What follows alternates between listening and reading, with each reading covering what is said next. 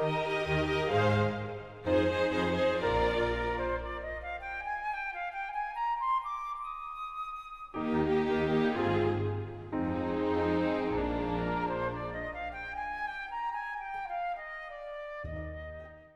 good morning, everybody. Welcome to Bigwigs and Benefactors of the Pikes Peak region. I'm Tim Blevins, and I'm with the Special Collections Division of Pikes Peak Library District. And we're really thrilled to be able to host this 11th annual Pikes Peak Regional History Symposium. Now, were some of you expecting the symposium on massacres of the Mountain West? Uh-oh. I see a few of you. I'm so sorry. That train left last year. And it's particularly embarrassing because I see one of today's speakers actually raise his hand. Well, you see what happened. In putting together all the promotion for this, I accidentally, for our online promotion, pointed one of the links to last year's schedule. And yeah, it's pretty devastating. Now, I have been accused of making these errors just to get a few laughs. So, I assure you that every mistake I make is 100% genuine. Mostly. If you've not already turned off your cell phone, please do that now. Also, you can see we have some cameras here. We are actually broadcasting this event live on PPLD TV, cable channels Comcast 17 and Falcon Broadband 75. And we're also streaming this live on Ustream. And we're very grateful to Jamie Hastings and the video crew who enable us to present this to an audience who aren't able to come and be here today. Chris Nickel has assembled another fabulous day of speakers. We expect you to learn a tremendous amount about our region's history, just not about massacres. And today we'll get started with my pleasure introducing our Executive Director of Pikes Peak Library District, Paula Miller.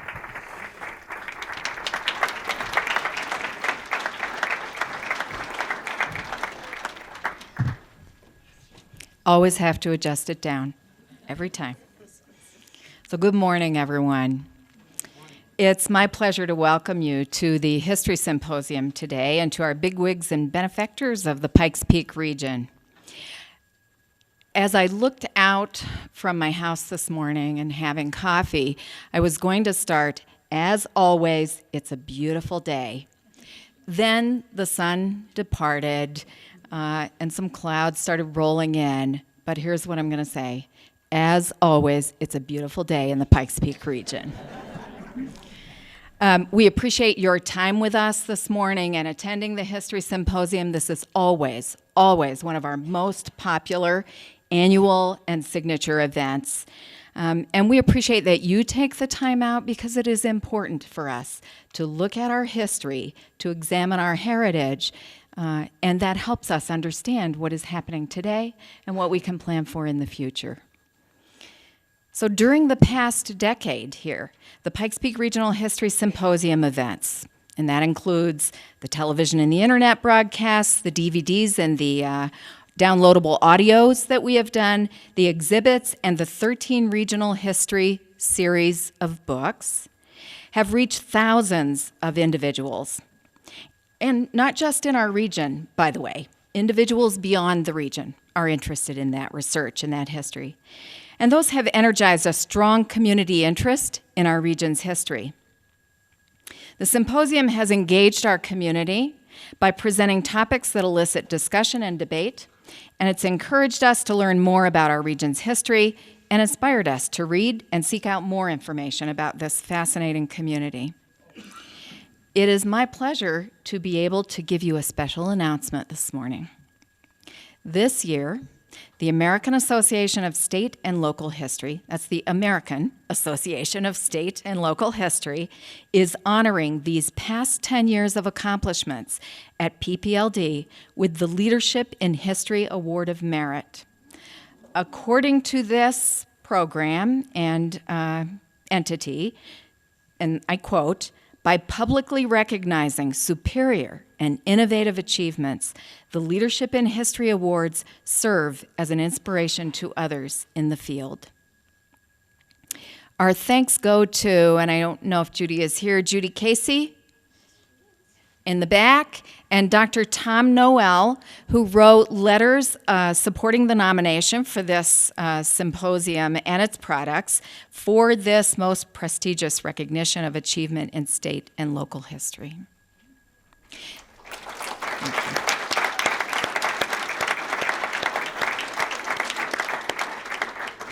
Now, how many return attendees do we have? You've been here, yeah. See, once you come and experience this, you've got to come again. And I love that it's a different focused topic every year. So you learn about different aspects of the region. Any project as big as this, however, involves many individuals, and over the years, we mean many individuals and partnerships, community agencies. So we are grateful for the excellent presenters that we've had and our steadfast sponsors over the years, as well as the many community partners who participate each year. This year's symposium, by the way, is a collaborative effort of PPLD's Special Collections and the Colorado Springs Pioneers Museum. It's made possible with funding from the Helen and James McCaffrey Fund for Regional History, the Friends of the Pikes Peak Library District, and the Pikes Peak Library District Foundation. Partners, community partners in this year's symposium include the Historic Preservation Alliance, Pikes Peak Community College, Pikes Peak Genealogical Society, Pikes Peak Posse of the Westerners, and the Western Museum of Mining and Industry. And we are also always pleased, again, to receive the endorsement of Colorado Humanities. Could we have a round of applause for all of those groups?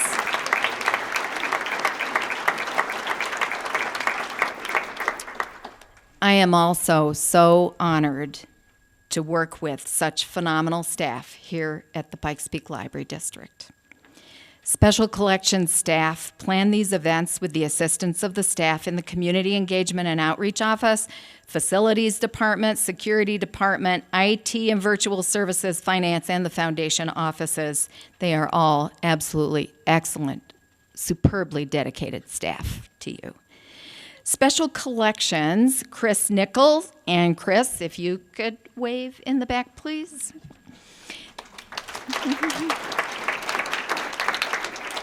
Is the principal organizer for the Pikes Peak Regional History Symposia. So I would like to, again, huge round of applause. And you know what? Standing O would be awesome. To congratulate Chris, Tim, and everyone involved in these efforts in the past decade with just a huge celebratory round of applause.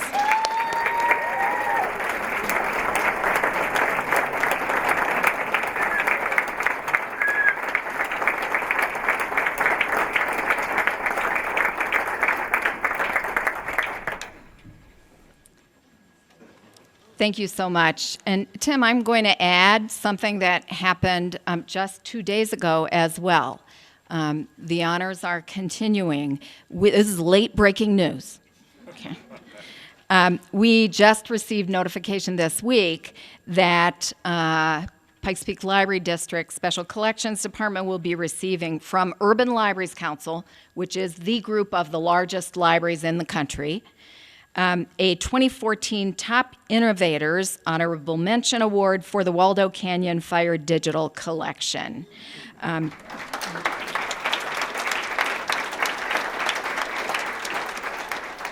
in their announcement to us of this, they said, it will be seen as a model for responding in the moment and creating historical records of a life-altering event. Very much true. If you haven't had a chance to see any of that work and any of those items, please do. Please do. It's very emotional. And congratulations to Dennis Daly. Dennis is somewhere over there, yes, for organizing all of that. I'm going to ask you to stand there for a minute. Hopefully this won't humiliate you.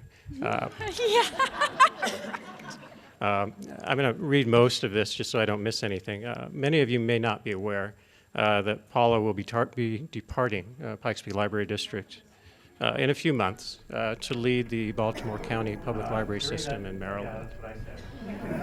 During that, yeah, that's what I said. Me too. During the time that Paula has been the executive director of PPLD, she has been wholly supportive of Special Collections efforts and has meaningfully contributed to the successes that we've enjoyed during her 8 years of leadership. From the get-go, Paula understood the importance of Special Collections, reference services, and collections, understood the value of our community programs and events, and she encouraged us to strive for lofty goals. Before Paula arrived, we were reluctant to commit the word annual to our regional history symposium.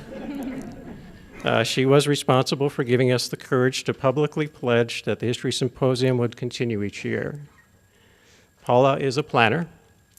She cheered us on when we planned future symposium topics, now penciled in through the year 2021.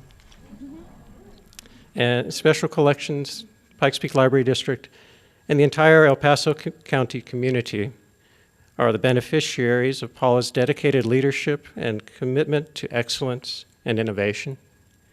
She has certainly been our bigwig, and we will miss her.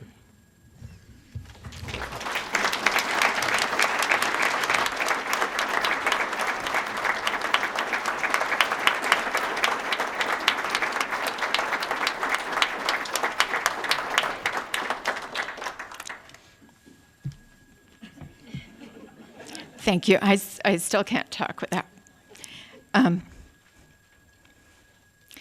What an honor. What an honor it has been. It's very difficult to leave the region. This is a beautiful region and a wonderfully supportive community, and that is my message to you. Thank you to all of you for understanding the role and significance and the tradition of public library service to any community. You have done that beautifully. This symposium is a great example of that. So there is nothing more important than that community support and knowing that you value knowledge, you value the tradition of public library service and what it brings to our community. So thank you to all of you. It truly has been an honor to serve.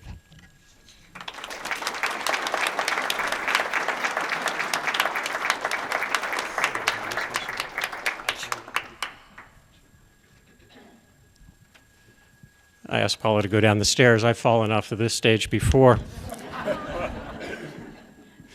That was during the disaster symposium. At least it wasn't a massacre. And it wasn't a massacre. Thank you. That was good. It's now my privilege to introduce our first speaker and subsequent MC, Michael L. Olsen. Mike is a professor emeritus at New Mexico Highlands University, where he taught a variety of American history courses from 1973 through 2002.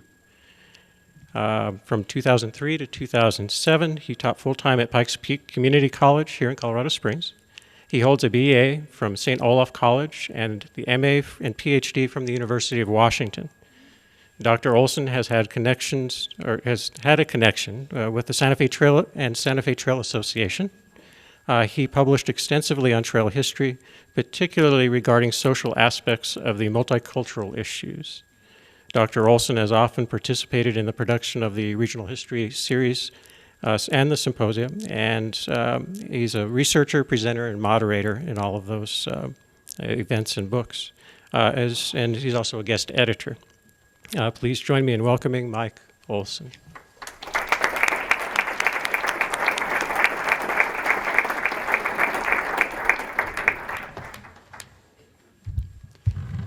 You know, over the years, Tim keeps honing his stand-up comedian skills. I don't know. It's getting to be a tough act to follow here, so. Okay.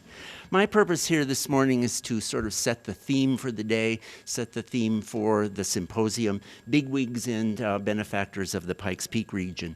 To do that, I'm sort of going to play devil's advocate, as is indicated by the title of my presentation, Pennies from Heaven, question mark, okay? I think we're all familiar with the old song, Pennies from Heaven, every time it rains, pennies. I thought of having a sing-along, but I wasn't going to push it, okay? You know, every time it rains, pennies from heaven, every cloud, Paula, see, those clouds came in today just for me. They'll be dropping pennies from heaven. Don't get a frown on your face, turn your umbrella upside down, and pennies from heaven will fall into it. But as I say, I sort of want to play devil's advocate in that, well, where do those pennies come from? At risk of making a groan, every penny has two sides, okay? And not only the pennies themselves, where were those pennies earned? How did the person, the benefactor, the benefactress, the bigwig get those pennies? But as we're going to see in a number of the presentations today, it isn't just giving money, but pennies from heaven can involve personal sacrifice. It can involve standing up for injustices.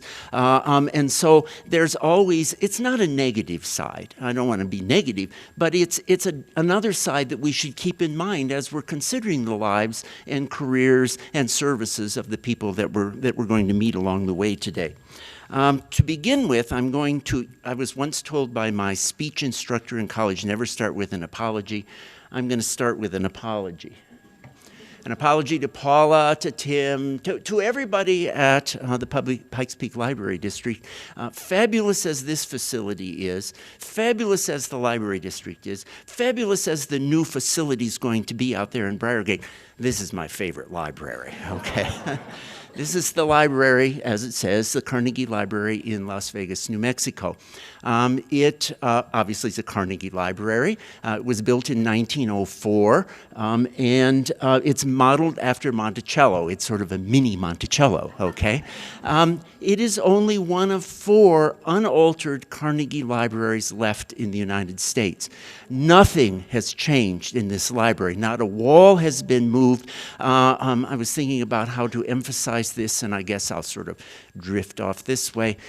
Even the public restrooms, at least the men's room, has not changed since 1904, okay? So it's a Carnegie library. It's brought to us, of course, by this man, Andrew Carnegie. Andrew Carnegie sold his steel empire in 1901 to J.P. Morgan for $900 million, and he devoted himself to being a benefactor. The Carnegie Endowment eventually funded 2,509 public libraries in the United States. On the other hand, Andrew Carnegie brought us the Homestead Steel Strike in 1892. Now, with Carnegie, we're not going to debate what his role was in that sort of thing. He owned the steel mill, and as one source says, this Homestead Steel Strike was an industrial lockout and strike which began on June 30th, 1892, culminating in a battle between strikers and private security agents on July 6, 1892. The battle was one of the most serious disputes in U.S. labor history. Pennies from heaven, okay? We can also take a look at this. Beautiful, okay? This is Great Smoky Mountains National Park. There was a picture from Great Smoky Mountains National Park in the Gazette this morning about fireflies or something like that. It's the most visited national park in the United States. Much of it was assembled from private land, which was purchased with money from this benefactor, John D. Rockefeller. Not arguably, he was America's first billionaire. He had a fortune of $2 billion when he died.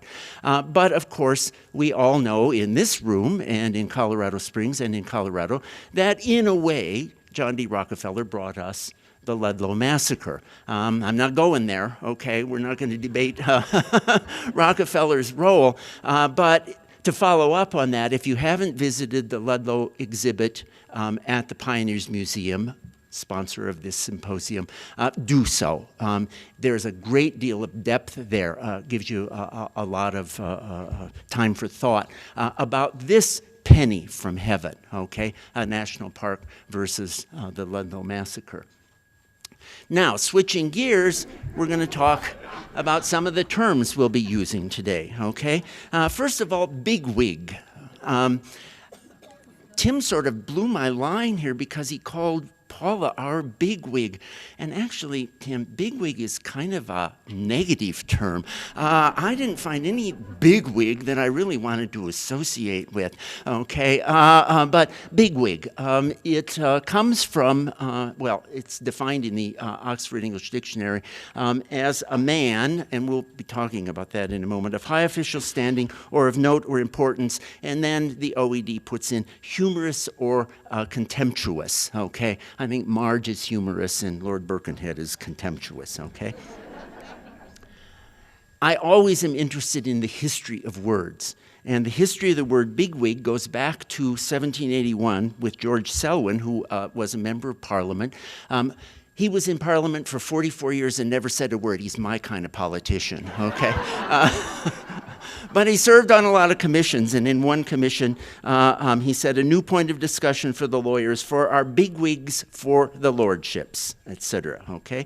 George Eliot used it in Middlemarch, as you can read, and Auden used it in his famous poem from the 1930s, The Age of Anxiety. More along our line is what is a benefactor or a benefactress.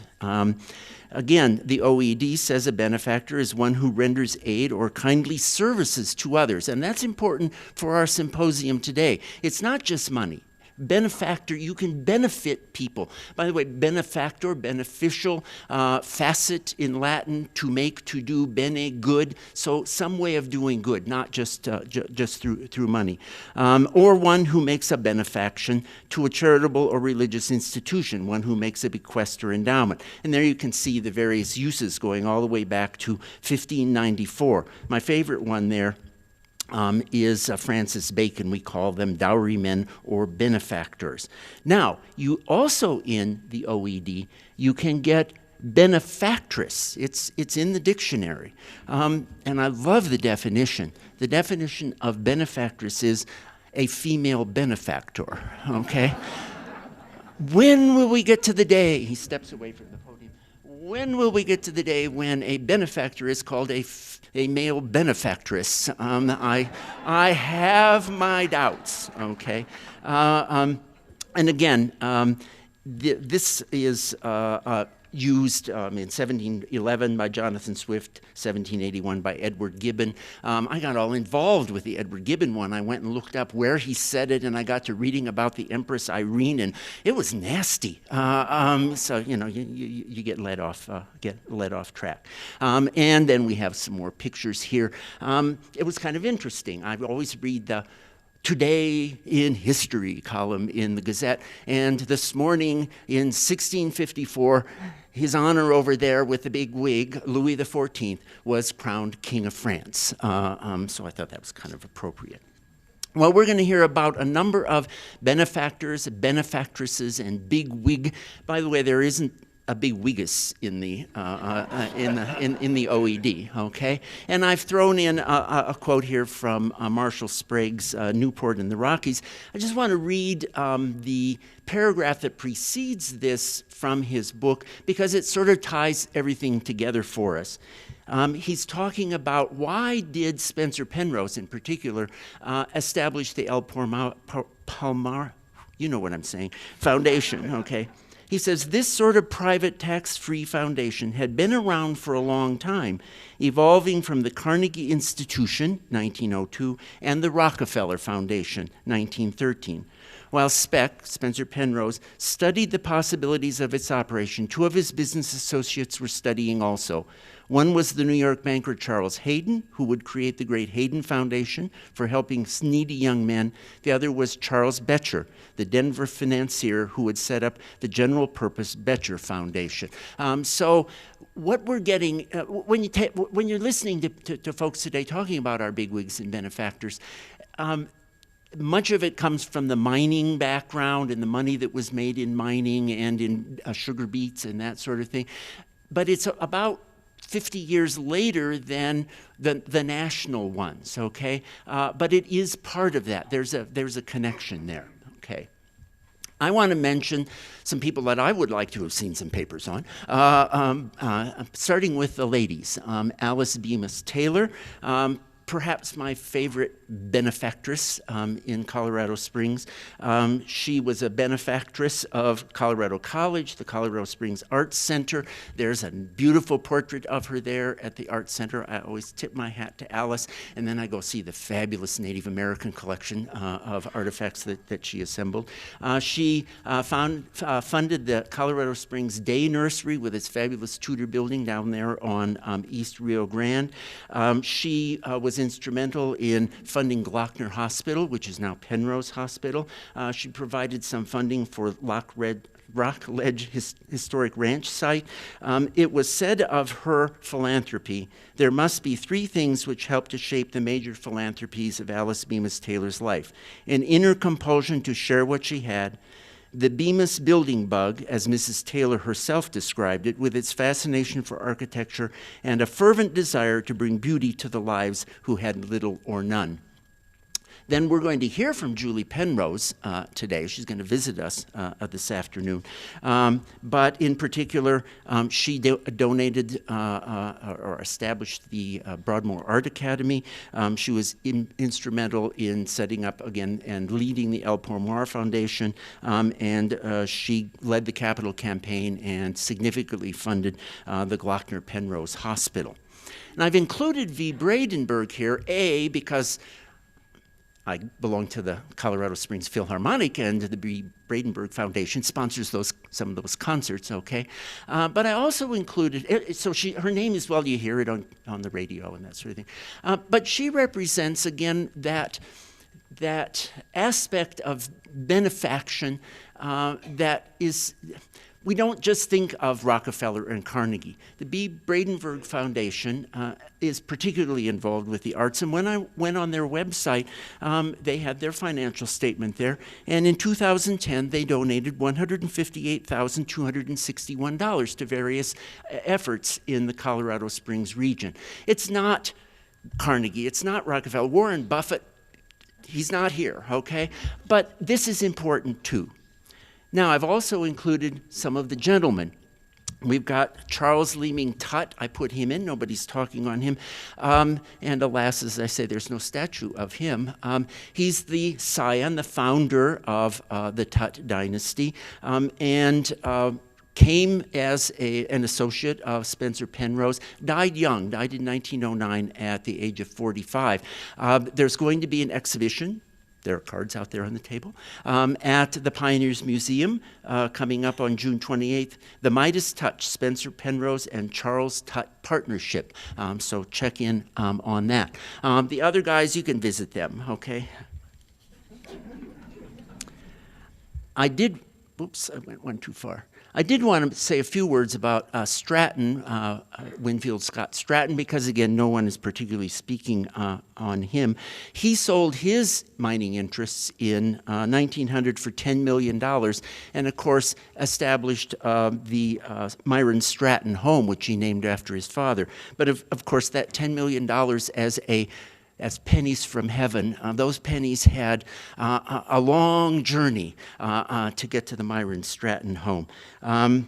The bequest of $10 million to the Myron Stratton home was not popular with many. After extended litigation, from many, including his son, and 13 women who claimed to have been secretly married to Stratton, only $6 million was finally available, but the home was established successfully in 1913.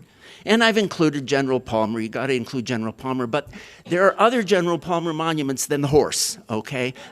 So look around town and tip your hat to General Palmer. And finally, just because I wanted to, I've included Eugene Percy Shove, who funded the endowment for that fabulous chapel at Colorado College. And once again, he made his money in mining and in sugar beets. He was president of Holly Sugar Company.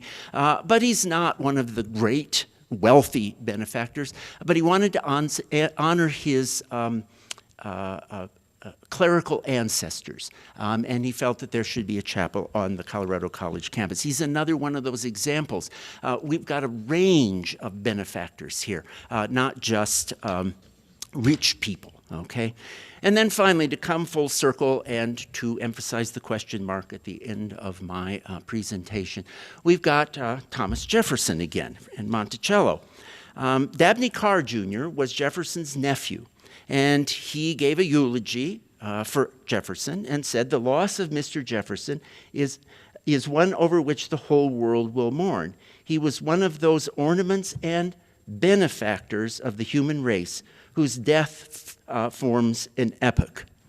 But then, in a local newspaper, we get the ad, "Will be sold for his estate on the 15th of January in Monticello in the county of Albemarle, the whole of the residue of the personal estate of Thomas Jefferson, deceased, consisting of 130 valuable Negroes." Pennies from heaven, anybody? Okay, so think of that as we go through the day. Thank you.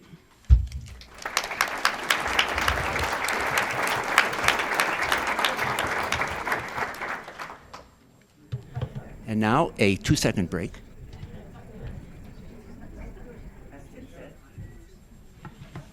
As Tim said, I'm Mike Olsen, and I'm your moderator today. And it's going to be my pleasure to introduce our speakers, say a little bit about them, and that sort of thing. 3 housekeeping issues as we get started. As I say, I'll be introducing them. I may say things you'll sit there and think, I already know that. Why is he talking about that? We've got a TV audience out there. We've got a web audience out there. As I mentioned last year, my brother always watches from Sioux Falls, South Dakota, but he's on the road today, so it's his problem. So I will be saying things so that those people who are not here in this energized room will know more or less what's going on. Also, we do have a timekeeper, Doris McGraw. Stand up, Doris. When you see Doris stand up, you don't need to be concerned, but you folks down here, it's time to say, "and in conclusion," okay. So thank you, Doris, for doing that. And Dennis has been introduced, but Dennis is our guru, okay? Every speaker who comes up here, we may look polished, okay? We may look confident. We're not. And if any flubs occur, Dennis is imperturbable. He'll take care of them. We got Dennis sitting over there, okay? And then finally, at the end of every session, we will be taking questions. We'll have 8-10 minutes for questions. I'll ask the speakers from that session to come up, and you can direct a very short question to them, okay? Keep your questions short. Have I made my point? They should be short. They should be short for 2 reasons. One, I'm getting old, okay? And if you ask a long question, I can't repeat it, which is what I do because we've tried the roaming microphone and we've tried that let's walk up and talk in the microphone. It doesn't work. I'll repeat the question so everybody here can hear it, and then our audience at home will also know it. So it has to be kept short for that reason. It also has to get kept short because if you've got a philosophy of life, we really don't want to hear it, okay? So keep it to the point. So with that, it's my pleasure to introduce David Finley as our first speaker. I know David through the Pikes Peak Posse of the Westerners, a sponsor. There are membership things out on the table out there, okay? David earned his undergraduate degree from West Point, and following his military service, he earned an MA and PhD in political science from Stanford University. He's a longtime Colorado Springs resident and retired faculty member from Colorado College, where he taught mostly international and comparative politics, including his specialty, Cold War Soviet-American relations, and where he served for 5 years as dean of the college and faculty. He retired in 2000, and with his wife, Judy Reed Finley, who's been a speaker in this series, continues to live happily in the historic Old North End of Colorado Springs. David.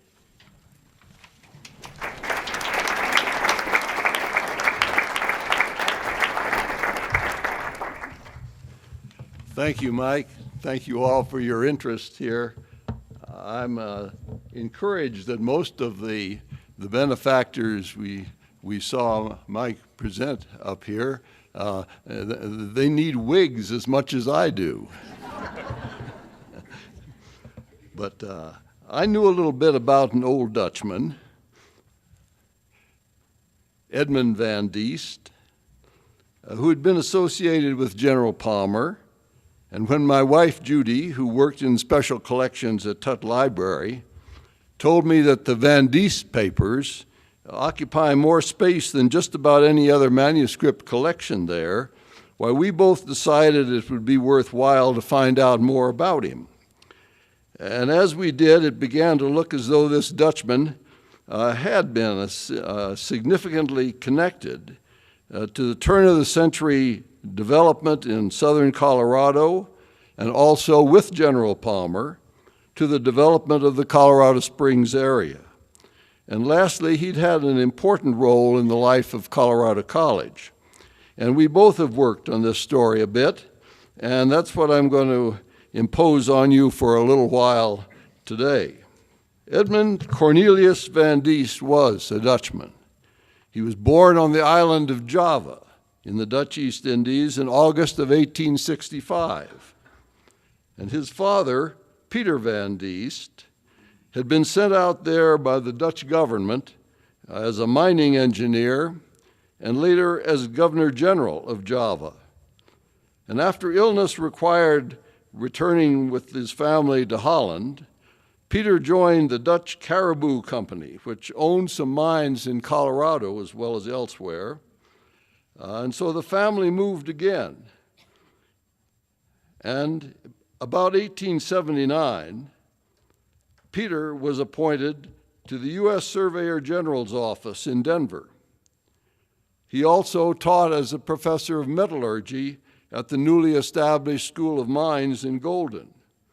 And thus his own young son, Edmond van Diest, attended East High School in Denver and became one of the first graduates in mine engineering at the School of Mines in 1886. Now, given the high profile of mining in the new state and the frontier opportunities on the former Mexican land grants down on the New Mexico border, it was not surprising that the new graduate began his own career running some land surveys in the San Luis Valley. Now, the big Sangre de Cristo grant comprised about 1 million acres on the southwest side of the Sangres, divided since the 1860s between the Trinchera estate there on the north and the Costilla estate to the south. And Edmund's survey work led quickly to his becoming the engineer and manager of what was called the United States Freehold Land and Emigration Company. That was the legal entity that then owned the Costilla estate.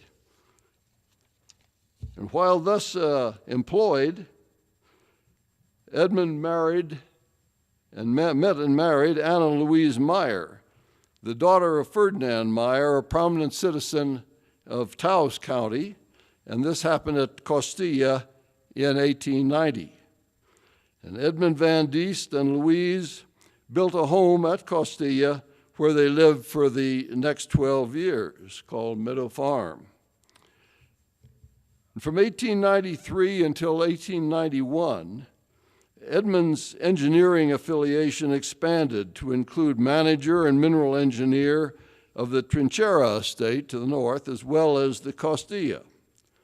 And from 1888 on, he was president of the Rito Seco mining company there on the Trinchera. And from 1900 through 1906, he also served as the president and the construction engineer for the Eureka Exploration Company out as far as Silverton. He would focus his whole career on Colorado economic development, and especially on mining and civil engineering. But the DNRG and the Rio Grande Western Railroads, and more particularly their founder, William Jackson Palmer, opened new horizons too. The DNRG had made it the placer of mining settlement on the Trinchera estate by the end of 1877.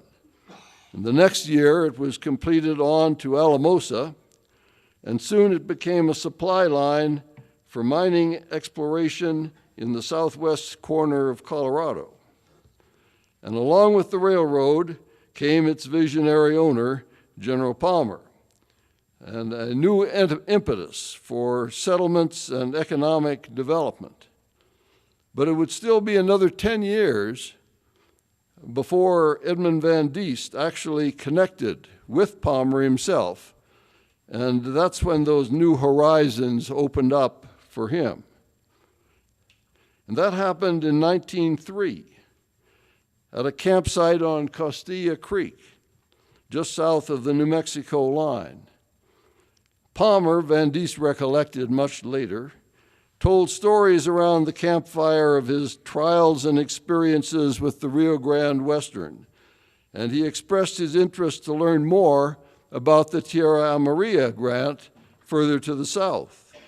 And a four-day horseback trip around ensued, during which Palmer and Van Diest got to know one another well and to gain mutual respect.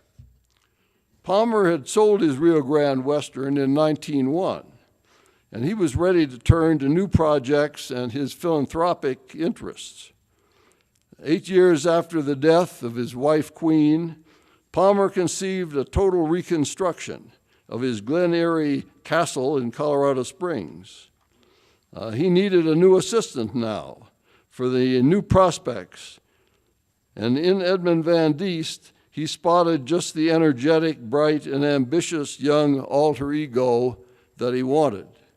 So in short order, he drew Van Diest into his employment, and for the next 6 years that remained before Palmer's premature death in 1909, why they complemented one another as a dynamic team. So it was late in 1903 when Van Diest and his family came over the mountains to Colorado Springs, took up residence at 719 North Nevada Avenue. And Van Diest found an office in the Out West building and became Palmer's agent. Now, General Palmer's Glen Eyrie Castle was reconstructed over the years 1904 through 1906, with Edmond van Diest in charge. And for much of that time, Palmer himself was absent from Colorado Springs, mainly in Europe. And these old photos show something of the scale of the project. Here's the original Glen Eyrie from the 1870s. Here's the construction foundation for the renovation that Van Diest supervised. And when Palmer returned in August of 1906, the transformation that he envisioned had been realized, and quite a difference from the original Glen Eyrie. Now, officially, Van Diest became Palmer's construction engineer for Glen Eyrie. But Van Diest's correspondence copybooks show a dizzying array of other subjects, too. No item seems to have been too big or small to have received his careful attention, including such Palmer interests as a Cascade Avenue median, as a roof reinforcement for Palmer's Antlers Hotel, and even I found pine bark beetle infestations throughout Colorado. Yes, 100 years ago. One copybook for a 6-month period in 1905 contains over 500 separate letters and memoranda. And the range and authority of Van Diest's decisions display a growing trust in his relationship with Palmer, which really became more that of partners than of employer and employee. And aside from Glen Eyrie, Van Diest's most memorable and enduring project with Palmer was Monument Valley Park. As Colorado Springs had grown up over the years since 1871, the 2-mile strip of grassland on Monument Creek remained a disregarded waste area, but it was very visible to all visitors coming south from Denver on the train. Thus, it seemed to Palmer an ideal location for a park, and Palmer secured the land by late 1903, and then it became Van Diest's job to make the park. From 1904 to 1907, Van Diest regularly employed over 100 workmen at a time on various related construction jobs for the 165-acre Monument Valley Park. These included extensive grading, bridge building, irrigation facilities, creek stabilization, vast plantings of trees and shrubs and flowers. A very notable project was the fine geologic column on the lower right here, which had been proposed by Van Diest and approved from afar by Palmer, and which most of us are very familiar with, and which I believe Steve Ruskin detailed in a presentation to this symposium a couple of years ago. Now, aside from Monument Valley Park, Palmer donated Palmer Park, the Cutler Mountain Trail, and the High Drive. He provided funds for the maintenance of other parks and trails, all to be administered by a new city park commission established in 1908 with Edmond van Diest, the influential secretary of that commission.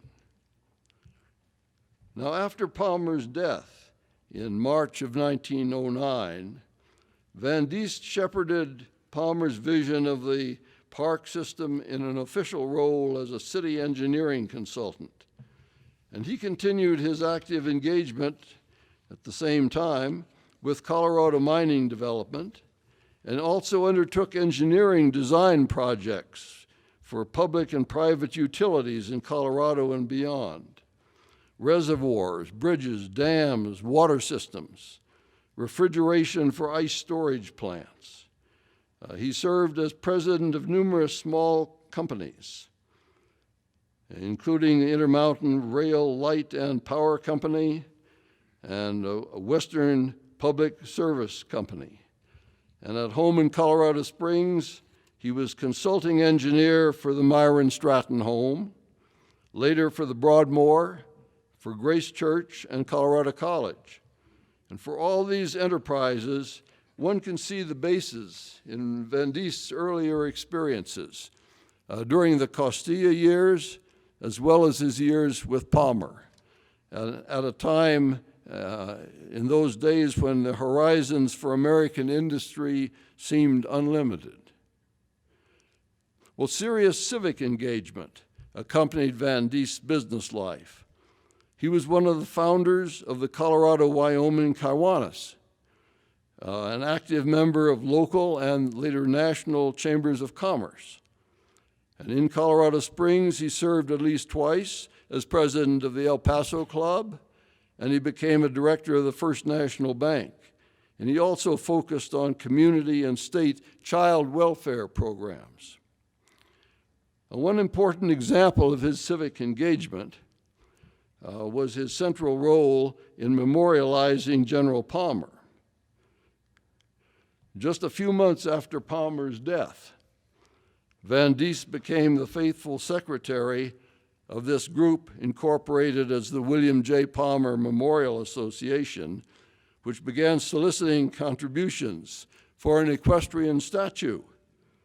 But the project lagged as World War I intervened, and it was in the mid-20s before serious momentum for that project was regained, and for trying to get funding and for choosing a sculptor. Then an urgent campaign propelled by Edmond van Diest included community-wide solicitation by local ministers from their pulpits to get proposed statues for Palmer. This one that looks more like the end of the trail was not chosen. Well, meanwhile, actually the funding was completed with Van Diest's active proponency, And on September, for a while we had a base there, but we wondered where the horse was coming from. Finally, on the 1st of September in 1929, Edmond van Diest was able to make this presentation to the city of Colorado Springs to Mayor Birdsall on behalf of the Palmer Memorial Association. Meanwhile, during the 1920s, Van Diest's association with Colorado College evolved. It evolved, as so much of his career did, from his work with General Palmer. It had started back in 1904, when Palmer directed Van Diest to enlarge the existing Washburn Field to the west to use a portion of the area that was planned for Monument Valley Park. And there's a view of it back in the earlier days. Van Diest's continuing interest in education and in college athletics led him to head up a successful academic endowment campaign for the college in the mid-1920s. As reported here by the Gazette in December of 1925, this was quite successful, and Van Diest at the same time promoted and personally financed and built a spectator-oriented football stadium for Washburn Field. This is a football game in 1927 there, well attended. These projects really accompanied Van Diest's election to the Board of Trustees in 1925, which was an appointment that would last for the rest of his life. Van Diest also served as a trustee member of this Colorado College Athletics Board after 1927. And the Van Diest Gold Medal, inaugurated in 1926, continues to this day to be awarded each spring to the senior man who has most distinguished himself in sports, scholarship, and a high level of citizenship over 4 years' attendance at the college. Well, Van Diest's political affinity throughout his adult life was staunchly Republican. He strongly believed in free enterprise as the hallmark of individual liberty and the foundation for social progress. He became increasingly critical in the 1930s of what he perceived to be excessive experimentation in Roosevelt's New Deal. For example, he had no love for the Social Security program. In spite of that, he was invited to join the Business Advisory Council of FDR's first Secretary of Commerce, and he apparently became a respected voice on the cautionary side of drastic federal agency regulatory authority. Now, this is his grandson, David Van Diest Skilling, currently a member of the College Board of Trustees. And Van recalled to me his own admiration for Edmond Van Diest.